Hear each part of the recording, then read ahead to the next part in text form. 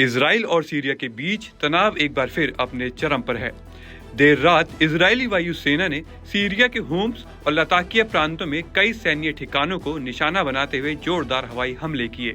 Britain स्थित Syrian observatory for human rights के अनुसार सबसे पहला हमला होम्स प्रांत के दक्षिण पूर्व में स्थित एक वायुसेना बटालियन पर किया गया। यहाँ हुए हमले में भारी नुकसान की आशंका जताई जा रही है और कुछ जान माल की हानि की भी खबरें हैं।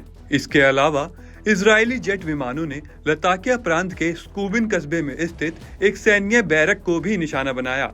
प्रत्यक्षदर्शियों के अनुसार हमले के तुरंत बाद मौके पर एम्बुलेंस पहुंची, जिससे हाथापाई की आशंका और बढ़ गई।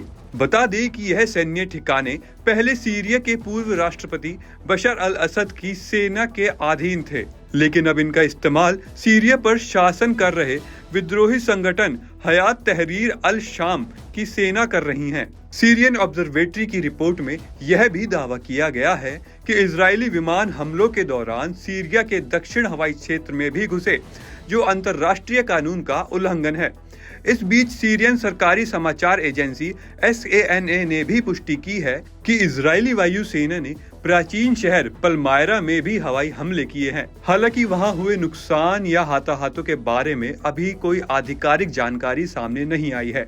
STS प्रशासन ने इन हमलों की कड़ी निंदा करते हुए इसे अंतर्राष्ट्रीय कानून और संयुक्त राष्ट्र चार्टर का खुला उल्लंघन बताया है। HTS ने कहा है कि ये हमले सीरिया की संप्रभुता और क्षेत्रीय स्थिति पर सीधा खतरा हैं और संयुक्त राष्ट्र सुरक्षा परिषद से मांग की है कि वह इजराइल को ऐसे हमलों से रोके। गौरतलब है कि बशर अल असद की सरकार के गिरने के बाद इजराइल लगातार सीरिया के पूर्व सैन्य ठिकानों, गोदामों और शस्त्रागारों पर हमला कर रहा है। इजरायली कार्रवाई पर अंतर्राष्ट्रीय स्तर पर भी तीखी आलोचना हो रही है। संयुक्त राष्ट्र ने 1974 में सीरिया के साथ हुए युद्ध विराम समझौते के उल्लंघन और बफर जाने में हो रहे बार बार के हमलों को लेकर चिंता जताई है। इस पूरे घटनाक्रम के बीच इजराइल की रक्षा मंत्री इजराइल कातज का बड़ा बयान भी सामने आया है।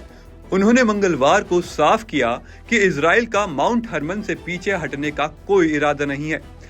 कातज ने कहा कि इजरायली सेना माउंट हर्मन और उन सभी सुरक्षा क्षेत्रों में बनी रहेगी जो गोलान हाइट्स और गलील क्षेत्र की सुरक्षा के लिए जरूरी है। 7 अक्टूबर की घटनाओं से हमने यही सबसे बड़ा सबक सीखा है।